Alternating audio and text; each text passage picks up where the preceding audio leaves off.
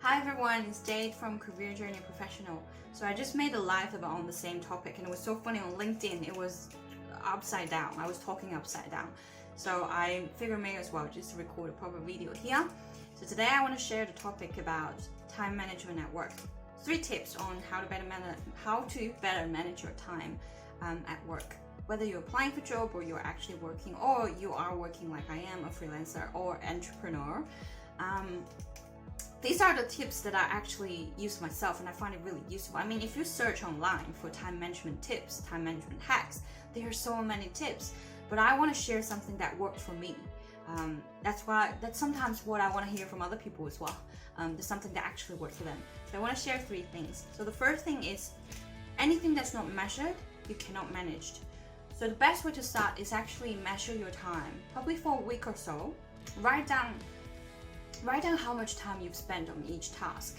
Sometimes you'll be surprised. I mean, iPhone have this function that every Sunday it sends me a weekly report in terms of how much time you've spent on the phone on a daily basis, which app you use the most. I was so surprised I'm actually using a lot of time on checking email. It's not Facebook, it's not WeChat, but that's on my work mobile phone. Anyways, but it's a good way to look into it, and now that you know how much time you're spending on each task, it's better to manage it in that way. In terms of assessing your time, auditing your time, I've prepared a board. It's very simple. This line, it's just importance of the task you've done. So this is not important all the way to important, and this is not urgent and all the way to urgent. So there are 4 quadrants, and you probably want to have a look of the tasks that you wrote down for your work.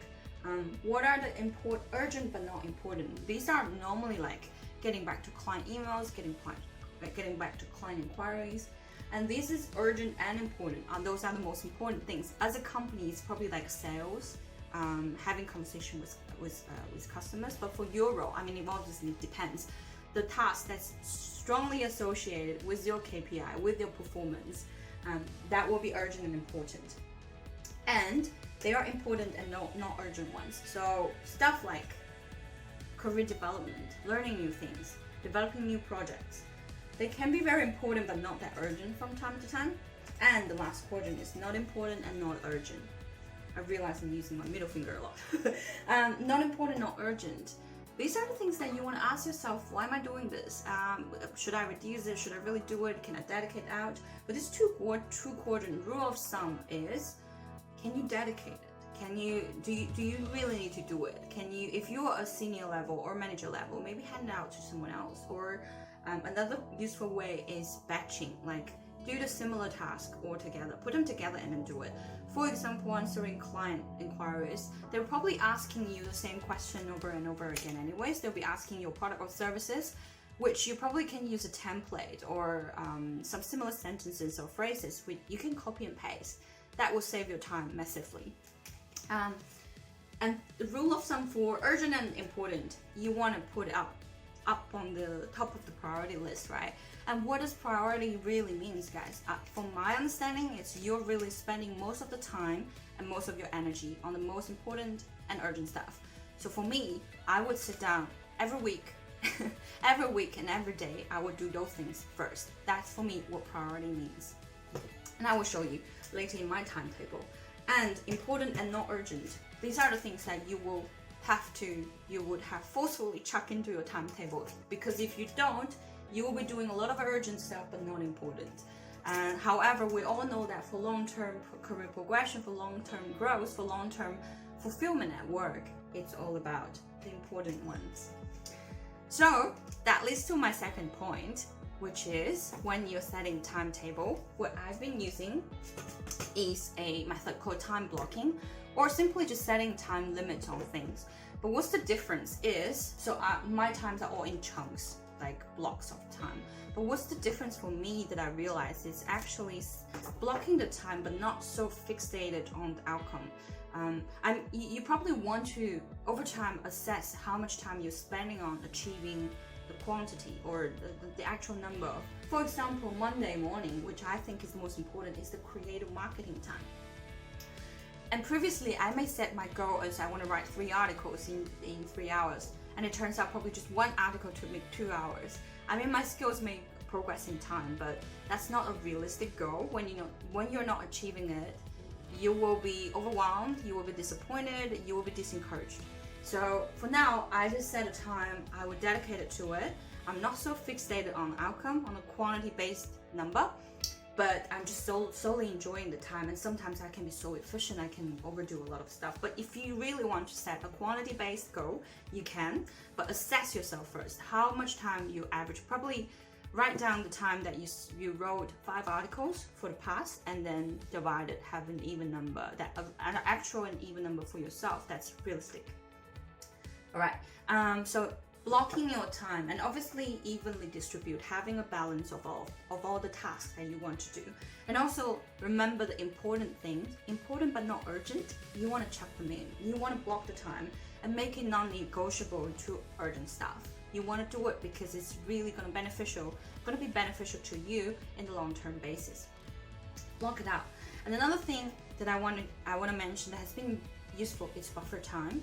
So previously, I would set all my appointments or tasks back to back, 9 to 10, 9 to 11, 11 to 1, 1 to 3, 3 to 5, no break, nothing in between. Sometimes I may finish things early, I may not, but it doesn't work. You will burn out. I mean, I burn out. And you need a break. And then also there may be delays. If one client delay, everything is delayed. And also you may have urgent things to address. So leave gaps in between. So that's the gaps that I'm deliberately leaving. And also leave big gaps as well. I have a big gap on Wednesday, a big gap. That doesn't mean I'm not working, but I'm just being flexible in terms of what I want to work on, what I feel attuned to, what I really want to share, what are the urgent things I want to address for that week. It really increased my motivation to work on that day as well. So it's been working really well for me, having a big break. Not big break, having a time gap. And so the last bit, third thing, is only set 1 to 3 goals every quarter. Big goals that I'm talking about. I'll give you an example.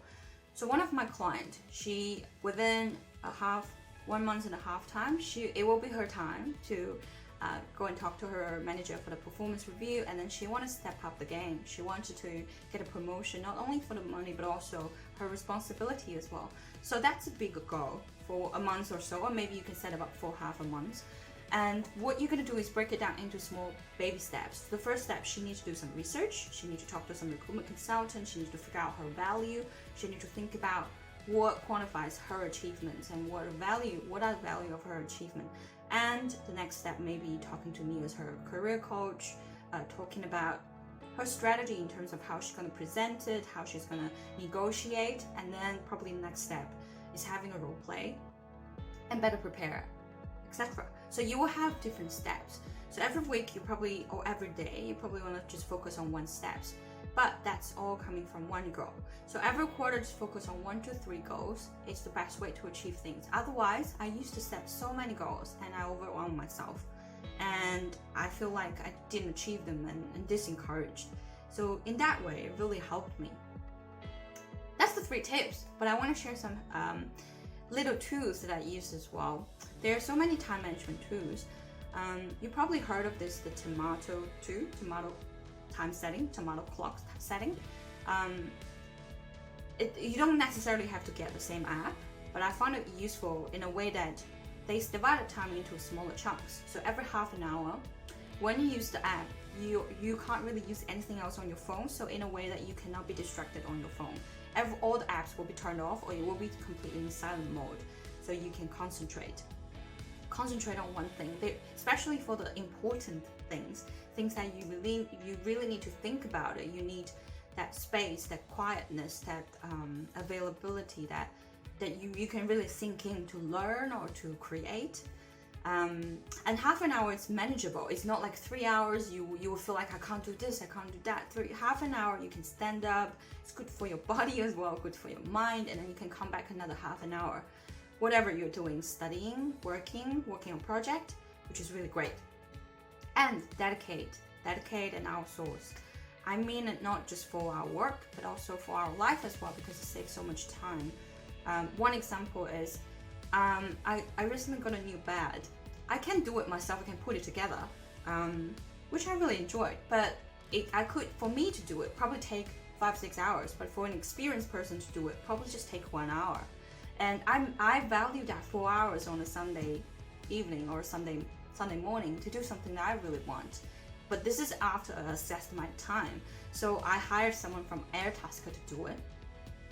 And think about the value of your time as well. You can literally think from the point of view of your salary and really divide it into their 52 weeks, and then every day is 24 hours, and multiply and divide and find out what's the money of you doing on hourly basis. And like groceries, you can order online. And what I'm using now is, the meal prepping companies. I'm just using that. That's a much easier for me to saving time. I mean, I'm eating healthy and I don't have to worry about it. So dedicate everything that's possible out of your life, and obviously figure out the monetary value of if that's worthwhile for you, which is really great. And batching, what I just mentioned before. Things in life, there are things, similar stuff, put it together to do it. It will be much more efficient in time, saving time as well. Going back to your time blocking, you can just simply use alarm on your phone. It can be repetitive, so every Wednesday, every Wednesday, 10 to 12, it's your ongoing learning time. In your phone, will remind you when you finish, it will remind you again, which is really great. That's it, guys. That's the tips I want to share, something I actually used and is helpful for me. Not just time-wise, but also mentally helped me to get rid of burden, and I really enjoy it in that way. I hope it can be useful to you too. If you like it, leave a like, subscribe to our channel, and let us know if you have other concerns or questions, or reach out to me to work one-on-one with me. Best luck to your career. See you soon.